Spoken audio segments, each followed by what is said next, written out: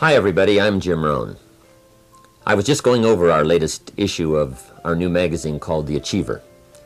I want to thank you for taking the time to spend just a few minutes with me today. I have a very interesting subject. I call it 5 Simple Steps to Go from Average to Fortune.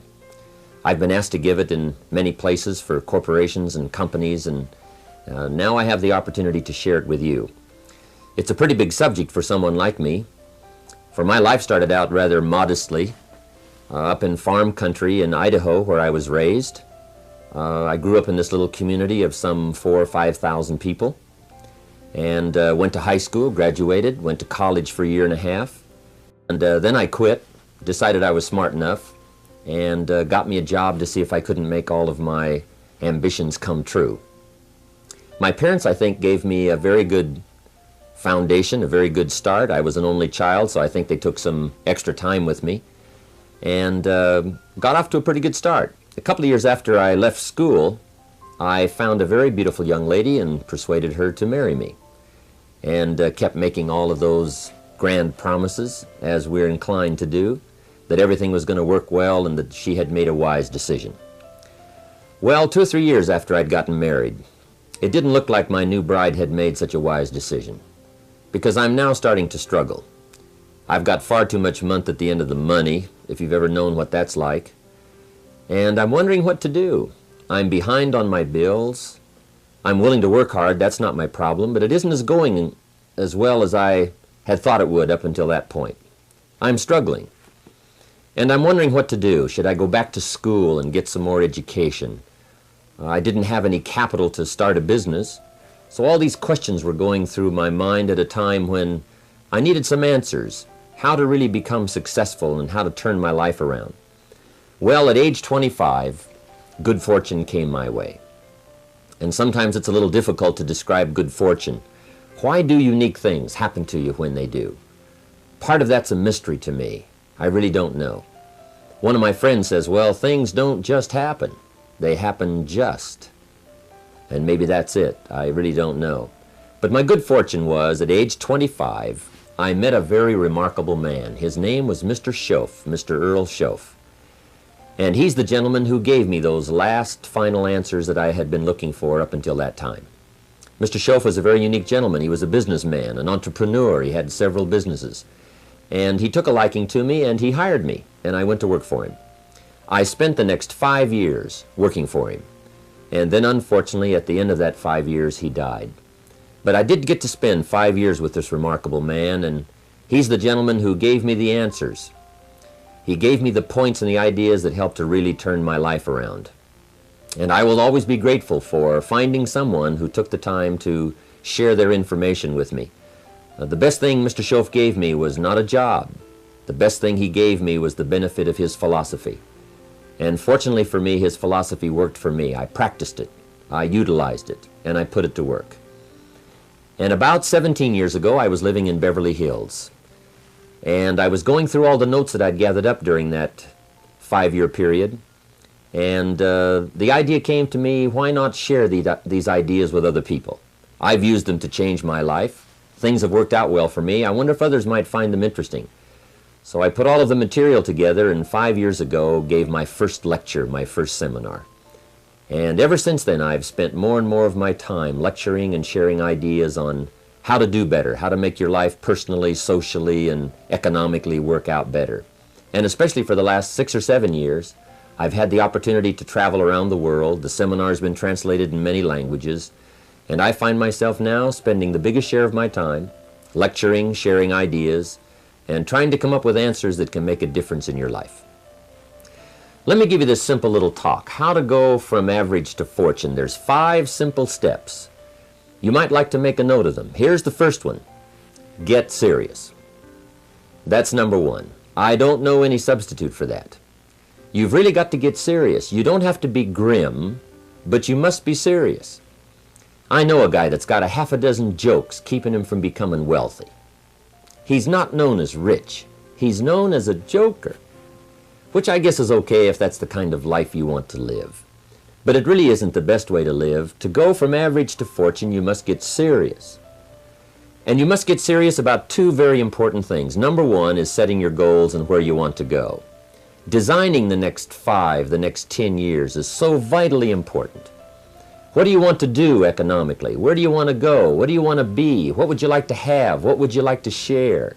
How much would you like to earn? How far would you like to go? Those are some major questions to ask.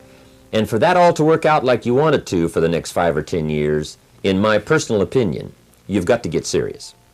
Then you have to get serious about another important subject. And that important subject is called personal development. Personal development is striving hard to become the kind of person that you want to be. And to become the kind of person you want to be, you've got to work at it. 10 years from now, you will surely become someone. The big question is, who?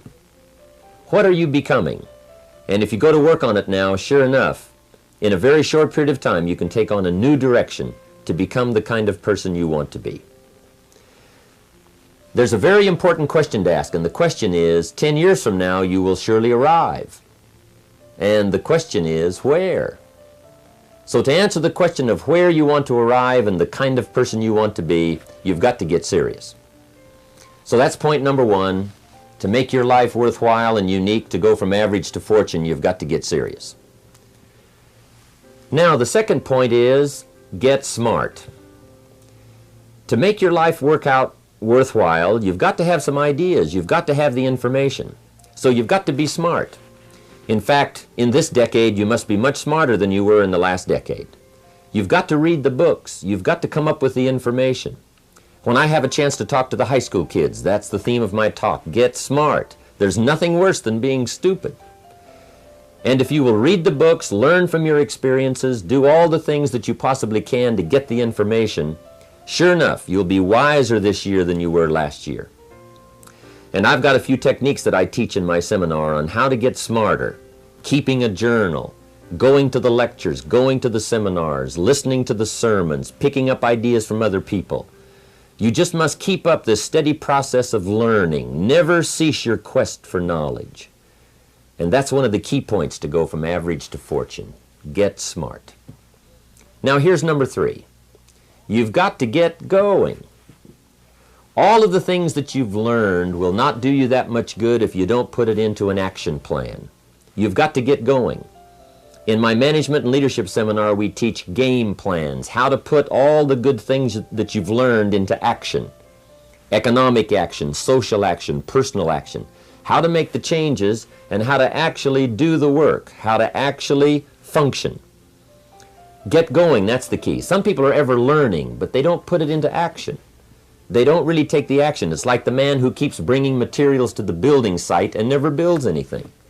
He keeps bringing in the sand and the gravel and the windows and the doors and the roofing material, and he just stacks up all these supplies, but he never builds anything.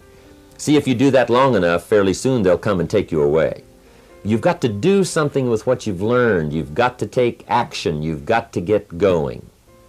So that's one of the most important things to learn, how to design your days, how to design your weeks, how to design the months so that you take the proper action to get the proper return that you're looking for, whether it's economic or personal.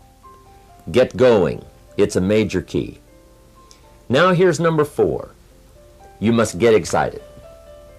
And not just the false enthusiasm of just pure positive thinking. You've got to get excited over some very basic things. One is, get excited over your ability to make yourself do the necessary things. Because discipline is major step 1 toward personal progress. And anytime a person wishes to, they can make major changes in their life, personally and socially and financially. It doesn't ever have to be the same after today. No telling what you could do today if you really wish to. The act of murder is a clear indication that a person in one drastic act can forever change the course of their life. It just happens to be in the negative direction. What I would ask you to do, starting today, is get excited about committing an act that's positive, an act that's constructive, to make the changes in your life that you want made, and to go the direction that you want to go. So that's number 4, get excited. Get excited about your potential. Human capacity is usually never the problem. Little children can learn several languages. We can learn to do the most incredible things. All we need to do is take the time to do it. So it's not a matter of capacity. It's a matter of judgment. It's a matter of excitement. It's a matter of will. And it's a matter of wanting to bad enough. So it's pretty exciting to know that any day you wish, you can change your life. Any day you pick out, you can make major changes. It doesn't ever have to be the same again. And that's exciting. Knowing that intellectually and personally, you can actually do the things that will make major changes in your life. That's number 4. Here's number 5. Number 5 is get away. I have found, especially in the last 15, 20 years, that there's an important thing called life balance. You've got to learn to get away. You must learn to get away and be alone. Learn to get away and reflect. Learn to get away and learn how to live as well as how to earn. How sad it would be to learn how to earn well but not learn how to live well. You must balance your life. We teach something, especially in my staff, I teach something called lifestyle. Lifestyle is how you learn to live your life. Some people have money, but they don't even know how to spend it. They have time, but they don't know how to spend it. Some people are successful, but they don't know how to spend their success. They don't know what to do with it. They don't get joy from it. Rather, they get animosity. A father takes $5, crushes it, and throws it at his son and says, "If you need it that bad, take it." Now, it's the same $5, but instead of dispensing it with joy, he dispenses it with animosity. That's the difference in not knowing how to live. It's called lifestyle. Then you've got to take time to cultivate good friends. You've got to take time to be with your family. You've got to take time to be with the people who are important to you, designing your life in those respects. Get away. Take the time. Reflect on your life. Recharge your batteries. Do some growing away from your enterprise. Then when you come back to your enterprise, after you have taken this time to balance your life, you will find that on the job, working on your enterprise, things will really go much better. So those are the 5 simple steps to go from average to fortune. Get serious, get smart, get going, get excited, and get away. I hope those points will be valuable for you as you consider them. And I want to thank you for giving me a few minutes of your time to spend just a little time with you. I would invite you to come and attend my seminar. If I get a chance to see you there, I'll be happy to meet you. We usually have several hundred to 1,000 people attending the seminar, and I'd love to have you. I think I have some interesting things to share about life and about economics and how to do better. I've learned a lot these last 15, 20 years, and I've capsulized it in one evening. It's from 7 to 11. It's 4 hours of some very interesting material, and I think you'd find it exciting. I've got some ideas to share. I don't claim they're right, I just claim they're my ideas. But if you'll take the time, if you'll spend an evening with me, I think you'll find it rewarding. And I want to thank you for giving me this few minutes of your time. And for you giving me some of your time, I would just like to sincerely share this with you. Do not walk in front of me. I may not follow. Do not walk behind me. I may not lead. But walk beside me and be my friend. Thank you for listening.